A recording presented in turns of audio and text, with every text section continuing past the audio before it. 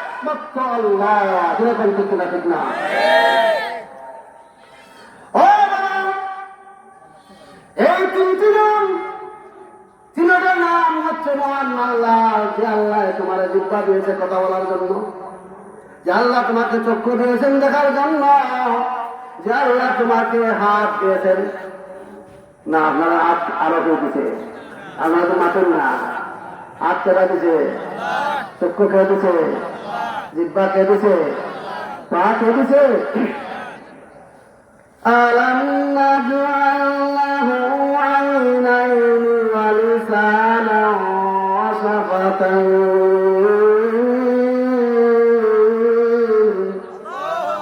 وهديناه النجدين।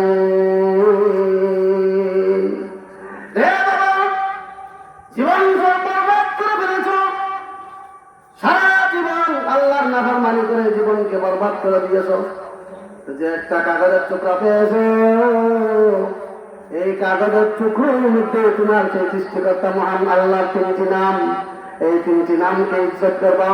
আল্লাহ রাব্বুল আলামিন বলেন, কখনো কখনো আল্লাহ তাআলা হাসরের ময়দানে আল্লাহর নামকে ইজ্জত করার কারণে কিয়ামতের ময়দানে আল্লাহ তার তামাম গুনাহকে আল্লাহ মাফ করে দিবে। এই কাগজের টুকরাকে হাতে নিয়ে মুখে চুম্বন করেছে, মাথার মধ্যে ধারণ করে দিয়েছে। ইজ্জত করছে না বেইজ্জত করছে? জোরে কান। ইজ্জত করছে, সম্মান করছে। অজু গোসল জানে না, কিন্তু আল্লাহর কালামের আজমতার ভিতরে এতভাবে প্রবেশ করেছে, মাথার মধ্যে রেখে দিয়েছে।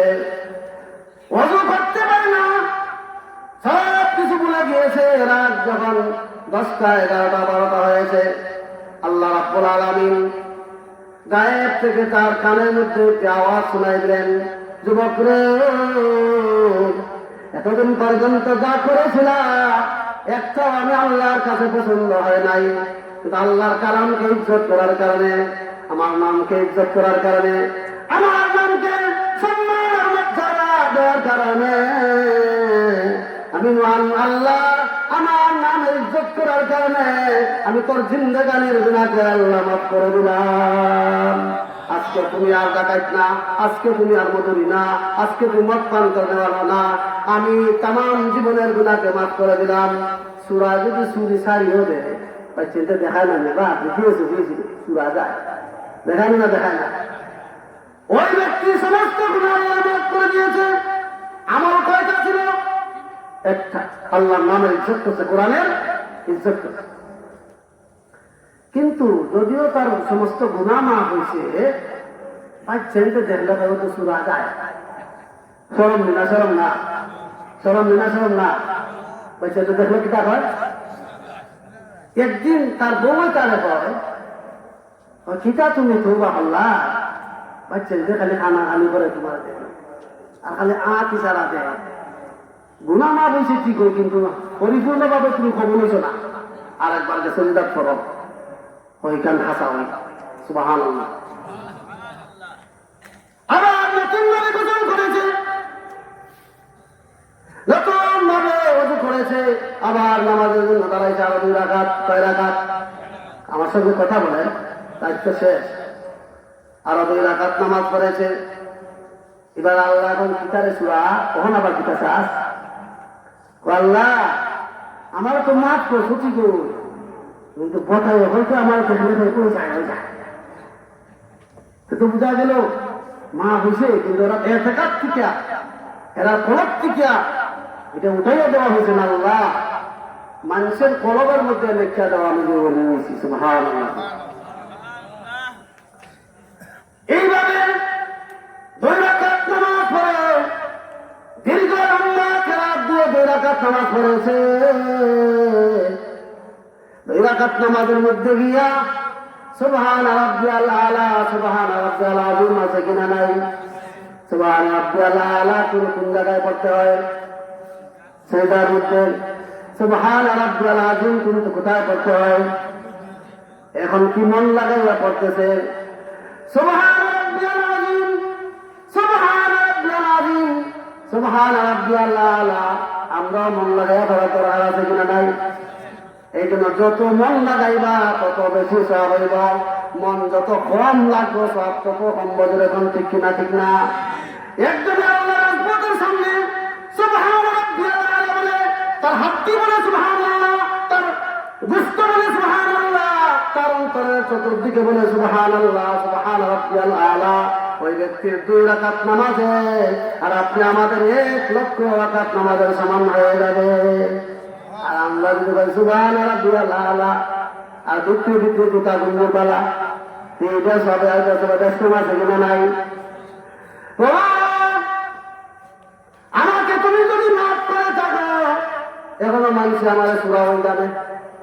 আল্লাহ যেমন ভাবে তুমি গুনাহকে মাফ করে দিয়েছো গো মওলা, দয়া করে মানুষের অন্তর থেকেও আমার সমস্ত বদি এবং গুনাহকে তুমি মিটাইয়া দাও। ওই ব্যক্তি আল্লাহর দরবারে কবুল হয়ে গেছে।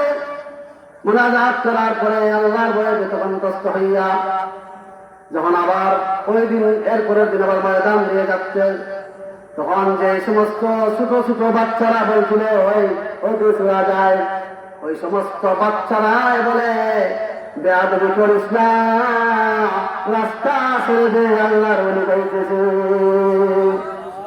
সুবহানাল্লাহ। গতকাল কি বলছিল? ওই রাত্রের নামাজ, ওই রাত্রের তওবা। আমরা এইভাবে নামাজ পড়তে রাজি আছি তো? তওবা করতে কারা কারা রাজি? সবাই? ইয়া আইয়ুহাল্লাযীনা আমানু তুবু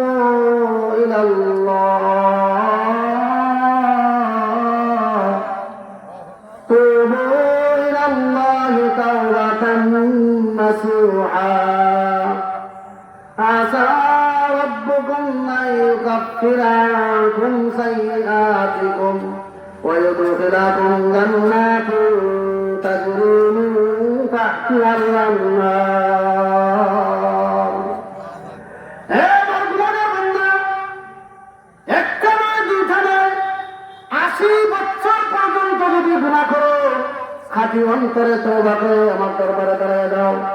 বান্দারে, 4টি শর্ত যদি তোমার কাছে পাওয়া যায়, তোমার আকাশ চুম্বি গুনাহকে মাফ দিয়ে আমি মহান আল্লাহ তোমাকে জান্নাতে মানুষে পরিণত করে দেব। বান্দা, 1 নম্বর শর্ত হলো জিন্দেগানিতে আর গুনাহ করতে পারবে না। 2 নম্বর শর্ত হলো চরমভাবে লজ্জিত হতে হবে। 3 নম্বর শর্ত হলো আর যেই পরিমাণ গুনাহ করেছো সেই পরিমাণ নেকি করতে হবে। 4 নম্বর শর্ত হলো আর জীবনে কারো কর্ম করবো না, কারো যদি হক তোমার কাছে থাকে তার হক তার কাছে পৌঁছাইয়া দিতে হবে। এই 4টি শর্ত করে বান্দা তোমার কাছে পাওয়া যায়।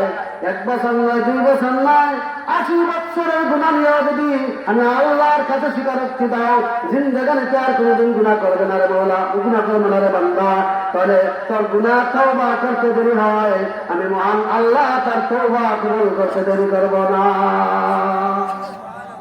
এই সমস্ত তওবা এবং নামাজ, যাকাত, পরকাল এগুলা কোথায় শিক্ষা দেওয়া হয়? মাদ্রাসাতে শিক্ষা দেওয়া হয়। এই জন্য মুসলমানদের জাতীয় সম্পদ মাদ্রাসা, মুসলমানদের জাতীয় সম্পদ মসজিদ, মুসলমানদের সবচেয়ে বড় দৌলত ঈমান, মুসলমানদের সবচেয়ে আধ্যাত্মিক সম্পদ হল স্থানীয় ওলামায়ে কেরাম। যেরকম ঠিক কিনা ঠিক না? এই জন্য জীবনে মরণে সর্ব অবস্থায় আমরা মাদ্রাসার পাশে থাকবো। যেরকম ঠিক কিনা ঠিক না? ওলামায়ে কেরামের পাশে থাকবো, মাদ্রাসার পাশে থাকবো, মসজিদের পাশে থাকবো, নিজের জান, নিজের মাল, নিজের সব কিছু বিলীন করে আল্লাহর বাগানকে টিকিয়ে রাখবো। ওয়াদা করতে পারবেন তো ইনশাআল্লাহ? এইভাবে সত্যিকার অর্থে যদি খাঁটি অন্তরে কেউ তওবা করেন, 1টা না, 2টা না, 99টা খুন করে নেওয়ালাকে আল্লাহ মাফ করে দেয়। এমন ঘটনা বুখারী মুসলিমের মধ্যে আছে। বলবো নি আপনাদেরকে? বলবো নি? ওই কিতাব হইতাম বলবো, একবার হইতাম না। একজন ব্যক্তি 99টা খুন করছে, 1টা খুন করলে তারা খুন করা উচিত, ঠিক না? 99টা খুন করে খুনিরও মাঝে মাঝে আল্লাহর ভয় সৃষ্টি হয় না? হয় না? এখন বইটা করলাম কি তারিখ 99টা খুন করছি রে, একদিন তো দুনিয়া সারণ লাগবো। আইসিনি বয় আইসিনি। এখন হয়তো নিয়ে সাপ যদি একজন পাইতা তাহলে বালা হইতো শিখাইলাম আল্লাহ 99টা ফুলের গুণা মাফ করবো কিনা করতো ফাইলি থেকে আমার মতো দুর্বল নেশা দেয় হয় বা নেশা 99টা খুন করছি আল্লাহ আমার মাফ করবো নি আমার মতন যদি আছে তোরে আল্লাহ ছাড়তো না কত তোরও শেষ করে দিতাম আমার শেষ করে দিতে কোন করেছে এখন করেছে কথা কয় করেছে এখন জ্বালা বাড়ছে না কমছে কথা বলুন জ্বালা বাড়ছে না কমছে তো জ্বালা আরো বাড়ছে যাইতে যাইতে যাইতে আর এখানে বড় মেসাব পাইছি হুজুর আমি তো 100টা খুন করে নিয়েছি মুসলিম শরীফের হাদিসের বর্ণনা বুখারী শরীফের হাদিসের ইবারত মুহাদ্দিসিন কেরাম সেখানে আছেন ওই 100টা খুন না তুই যদি খাঁটি অন্তরে তওবা করস আল্লাহ 1000 খুনের গুনাহ আল্লাহ মাফ করে দিতে পারে কথাই বলে কিভাবে মাফ পাইতাম ফিরে দাও এখান থেকে 350 কিলোমিটার দূরে দাওয়াতে দ্বীনের আলোচনা হইতেছে তাবলীগের আলোচনা হইতেছে ওয়াজ নসিহতের আলোচনা হইতেছে এখানে যাও বড় হুজুরের সাথে দোয়া করো তওবা করো আল্লাহ মাফ করে দিব এখান থেকে কত দূর বেশি দূর না 350 মাইল সুবহানাল্লাহ কত মাইল এখন জানা তো বেশি 350 বেশি না 3500 বেশি কথা বলুন আপনারা এর জ্বালা হলো 4500 জ্বালা বেশি না রাস্তা বেশি হ্যাঁ জ্বালা আল্লাহ মরিয়ার বাসি গাড়ি ঘোড়া আচ্ছা দেখবে আচ্ছা দেখবে সুবহানাল্লাহ আল্লাহর ভয় ঢুকছে না চলন্ত অবস্থায় রওনা দিয়েছে ওই জায়গা থেকে আল্লাহর কাছে তওবা করবে আর জীবনে কোনোদিন কোনো গুনাহ করবে না যাইতে যাইতে সবে মাত্র 50 কিলোমিটার জায়গায় কয়েক কিলোমিটার 50 কিলোমিটার যাওয়ার পরে দেখা যায় লম্বা এক জায়গা তুমি কেনা আইএমএ আজরাইল আমি কেনা আমরা দেখা করবেন না ঘটনা হ্যাঁ যার যেখানে মত লেখা আছে যেন যাওয়ান লাগবে কথা ঠিক কিনা ঠিক না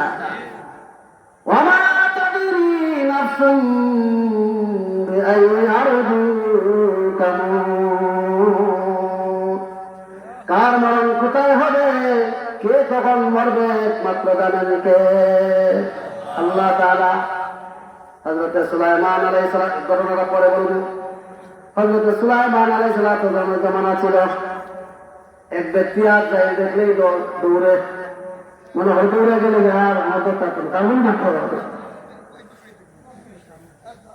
আজ যাইলে এমন চাওয়া চাইছে তার ভাই এই গেল সুলাইমানের কাছে কি বিচার চালাইছে হুজুর আপনার কাছে তো মাঝে মাঝে আজ যাইলে আসে এ চাওয়া বাবা না আমার বিচারটা করে দিন একে লাগি গুলা চায় আমার কথা বুঝাইতে দিন একদিন পরের দিন আইলা আজরাইল সুলাইমান জিজ্ঞাসা করলেন বাবা তোমার বিরুদ্ধে তো মামলা আছে কি মামলা ওই অনেক দেশের এক ব্যক্তি তার ভাই তুমি তো আড়াই বছর সাউথে ধোয়া লাগিয়ে যায় তার অন্তর হুজুর এর মত লেখা হলে চীন দেশে চীন দেশে না গেলে এর মত হবে না ঠিক না বলেন হ্যাঁ আর এই ধরাইয়া আজরাইলের চোখ দেখিয়া ধরাইয়া চীন দেশে বেরিয়েছে কোনালে বেরিয়েছে যেখানে মরণের ভয় সেখানে নাই করে তাই তো না এর লাগে তোর ডক্টর দেখাইছি ওই ব্যক্তি 50 কিলোমিটার যাওয়ার পরে আজরাইল এসে গিয়েছে আজরাইল বলতেছে আমি তো আজরাইল আমি তো তওবার জন্য রওনা দিয়েছি তওবা তো করতে পারি নাই রে বাবা আমার তওবা করার সুযোগ দাও কয় না তুমি 100টা খুন করেছ আল্লাহর পক্ষ থেকে অর্ডার হয়েছে আজরাইল এসে 2 জন কয়জন একজনে বলতেছে এই পাপিষ্ঠ শয়তান 100 খুন করেছে আমি তার জান কবজ করে জাহান্নামে তাকে পাঠিয়ে দেব নাউযুবিল্লাহ আর একজনে বলতেছে চুপ থাকো একটু নীরব হও ওই বান্দা যদিও 100টি খুন করেছে কিন্তু তার অন্তরে আল্লাহর ভয়ে ধাও ধাও জাহান্নামের আগুন থেকে বাঁচার জন্য ভয় সৃষ্টি হয়েছে। সে তওবা করার জন্য রওনা দিয়েছে, যদিও সে তওবা উচ্চারণ করতে পারে নাই। বৃদ্ধে সিদ্ধান্ত নিয়েছে, প্রভু গো আমাকে মাফ করে দাও, জিন্দেগানে আর কোনোদিন গুনাহের কাজ করবো না। এইভাবে তার ভিতরে ভয় চলতেছে, জাহান্নামের আগুনের ভয় ঢুকেছে, আল্লাহর আজমতের ভয় ঢুকেছে। তুমি তো জান নিতে পারবো না, মহান আল্লাহ আমাকে পাঠিয়েছে। ওই ব্যক্তির জান নেওয়ার জন্য তুমি সরে যাও, গজবের জিনিসটা করে যাও। রহমতের জিনিসটার গজবের জিনিসটার মধ্যে লাগছে মায়ের। আল্লাহ বলতেছেন জিবরাইল যাও গিয়া দুই জিনিসটার মধ্যে বিচার করে দাও। ওই আল্লাহ বিচার করার জন্য তো আমার আমিন বানাইছেন। হ্যাঁ তোমাকে আমিন বানিয়েছি, তুমি যে রায় দিবা সেই রায় পাবা বলবা হবে। আচ্ছা ঠিক আছে। হযরত জিবরাইল আমিন আইসা বলতেছেন এ দুই জিনিসটা তোমরা থামো, তোমরা থামো। দেখতে হবে তার যে জায়গাতে যাইবে সেই জায়গা বড় না পিছনের জায়গা বড়। বুঝতে পারতেছেন? যদি পিছনের জায়গা বড় হয় বোঝা গেলে সামনের জায়গাটা ছোট চলে আসছে। আর যদি তার পিছনের জায়গা ছোট হয় তাহলে বোঝা গেলে সামনে আরো অনেক জায়গা বাকি আছে।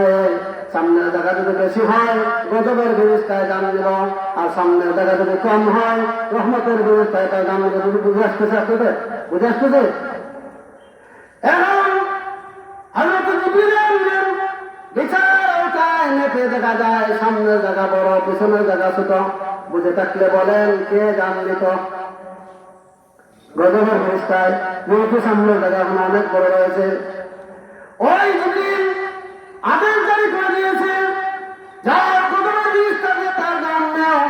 তখন গজবের জিনিসটা যখন অগ্রসর হইতেছে আল্লাহ ধমক দিয়ে কয় এ গজবের জিনিসটা যাইস না, আমি রাব্বুল আলামিনের রহমতকে আরেকটু সুযোগ দে। জিবরাইল আমিন বলেন প্রভু আপনি না আমাকে আমিন বানাইলেন, আপনি না আমাকে বিচারক বানাইলেন। এখন যদি আমার ফয়সালা কার্যকর না হয় তাহলে আমার আমিন বানাইলেন কেন? একটু থামো, সাপ আমলে যাবে লাঠিও রক্ষা পাবে, তুমি একটু থামো। জিবরিল থামলেন, গজবের জিনিসটা থামলেন, রহমতের জিনিসটা থেমে গেলেন। একটু কিছুক্ষণ পরে আল্লাহ রাব্বুল আলামিন জমিনকে আদেশ জারি করলেন, ও জমিন আমি মহান আল্লাহ ইচ্ছা করেছি আমার গুনাহগার বান্দাকে মাফ করে দেওয়ার জন্য। আমি আল্লাহ আমার গুনাহগার বান্দাকে মাফ করার জন্য ইচ্ছা করেছি। জমিনকে যেমন ভাবে আল্লাহ আদেশ দিয়েছেন মুহূর্তের ভিতরে জমিন সংকুচিত হইয়া এই জায়গাতে গিয়া ওই মজলিসের মধ্যে চলে গেছে। প্রায় মজলিসের কাছাকাছি হইয়া জমিন একেবারে সংকীর্ণ হয়ে গেছে। এবার আল্লাহ বলেন জিবরাইল দেখো তো মেটে কোন জায়গা বড়? আল্লাহর জায়গা বড় আসলে দেখি করবো এত মজলিস হইতে পারছে। ও জিবরাইল তোমার ফয়সালা ঠিক আছে নেই? ফয়সালা ঠিক আছে। ও এবার জিবরাইল আমিনের তুমি তার জান নিতে পারো। আল্লাহ রাব্বুল আলামিন বলেন আমি আমার বান্দার অন্তরের দিকে তাকাইছি, আমি আমার বান্দার অন্তরের দিকে তাকাইয়া সিদ্ধান্ত নিয়েছি আমার বান্দাকে মাফ করে দেওয়ার জন্য। এই জন্য আমি আল্লাহ জমিনকে ছোট করে দিয়েছি। কুল ইয়া ইবাদিয়াল্লাযীনা আসরাফু আলা আনফুসিহিম লা তাকনাতু মিন রাহমাতিল্লাহ ইন্নাল্লাহা ইয়াগফিরু যুনুবা জামিআ ইন্নাহু হুয়াল গফুরুর রাহিম।